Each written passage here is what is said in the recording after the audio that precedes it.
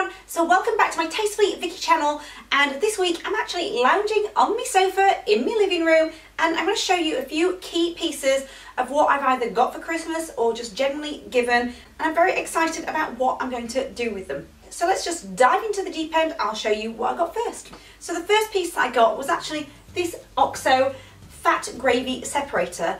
It's one of those things that I just think, why did I not get this sooner? Why have I been putting this off? I've made so many roast dinners and just now regret pouring all of the juices away, because if you pour it in here and you leave it to rest, not for long, maybe just about a minute, the fat rises to the top, and of course you could scoop it out, but it does get a bit messy. So now all I have to do is just take this rubber top out and just pour it, and the fat actually stays in here. And it's perfect to make almost sin-free gravy. So it's definitely something that I should have got sooner, and I think I've got a litre. Yes, I got a litre one.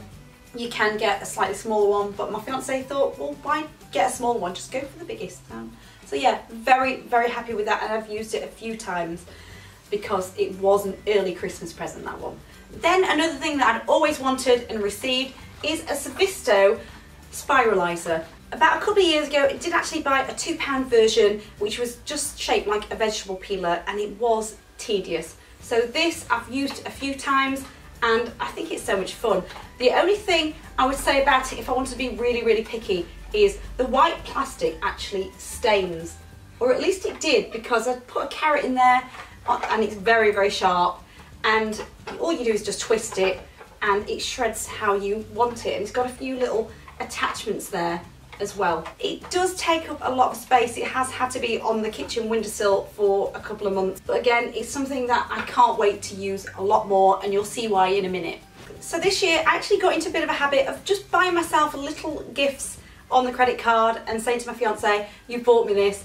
So I had to pick up this Spiralize Now cookbook, and I actually got it from the works online to save myself 50p. Totally not worth it, by the way, if you want it there and then, but he did actually wrap it for me anyway.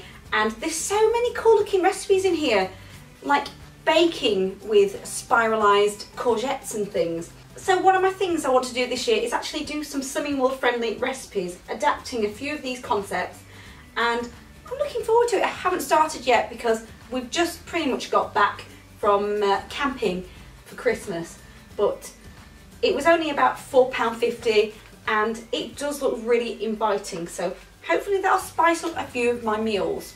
Then what I didn't realise was that when you go into the works to get a click and collect, you get another 20% off or something in store. Now, I don't normally buy products all around one brand, but it did leave me really curious because it's cooking with Philadelphia, and I just thought of Cork.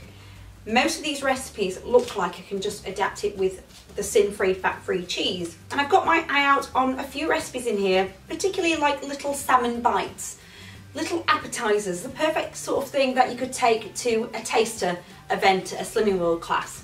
So I haven't gone through the whole book, but it does look very interesting. I mean, that's just random. I've just picked that one up, and it's called Roasted Sweet Potato and Carrot Puree. It looks like an interesting dip, but again, already I'm thinking Slimming World. So I think I'm going to have a lot of fun with this book. And believe it or not, that actually cost me £1.60, so I thought it was totally worth picking up.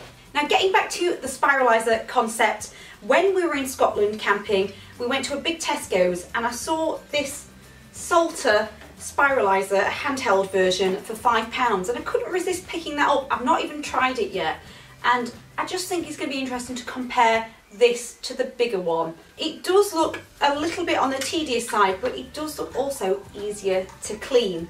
Correct me if I'm wrong, but I felt like I had to have it all the same. And then for another idea I want to practice a lot with this year that I was sent, and it is a juicer.